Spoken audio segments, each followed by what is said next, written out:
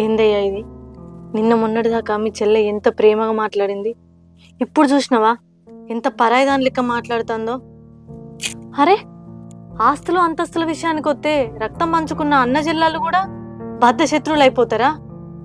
అది మనతోని ప్రేమగా మాట్లాడితే మనం దాని మాట ఇంటం అయినాం అనుకొని అది అట్లా కోపంగా మాట్లాడిపోయినట్టుంది.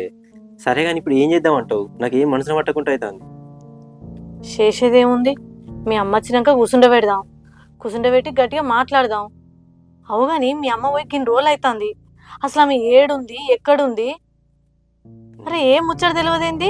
ఏడిపోతుంది అమ్మమ్మల ఇంటికి ఏంది, ఇంకేడిపోతుంది? దానికి ఇంకెవరైనా ఉన్నారా? అరే, అవ్వగారింటికి వదిలితే గిన్ని రోజులా? ఇప్పుడు పోయి ఉండనిచ్చి 6 రోజులు అవుతుంది. 6 రోజుల నుంచి ఆడేం చేస్తుంది?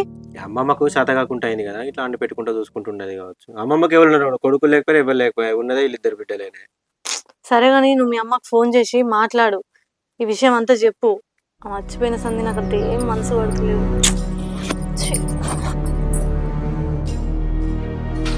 కొంచెం ఛాయ్ పెట్టుకరా, తలకాయ వస్తుంది. ఉమ్.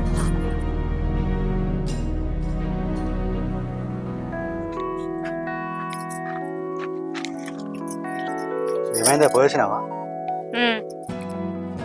ఏమన్నారు? ఏమంటారు? మా అమ్మ వచ్చినాక మాట్లాడతాం అన్నారు. మా అమ్మ రేపు వస్తుందట, మన ఇద్దరం పోయి మాట్లాడదాం. మళ్ళా తర్వాత నేను రాను, నాకు పని ఉన్నదని చెప్తాను.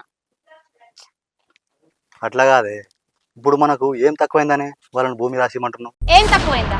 ఏం ఎక్కువైంది చెప్పు నాకు. గవర్నమెంట్ జాబ్ అని ఉన్న ఇల్లు లోన్ మీద తీసినావు. ఆ లోన్ 30 సంవత్సరాలు కట్టాలి, అది గుర్తున్నదా నీకు? రేపు ఉట్టవయ్య పోరగాళ్ళకి ఏం సంపాదించిస్తావు? రూపాయి ఎనికేసింది లేదు. ఇంకా మళ్ళీ ఎందుకు అడిగినావు అని మాట్లాడుతాండు.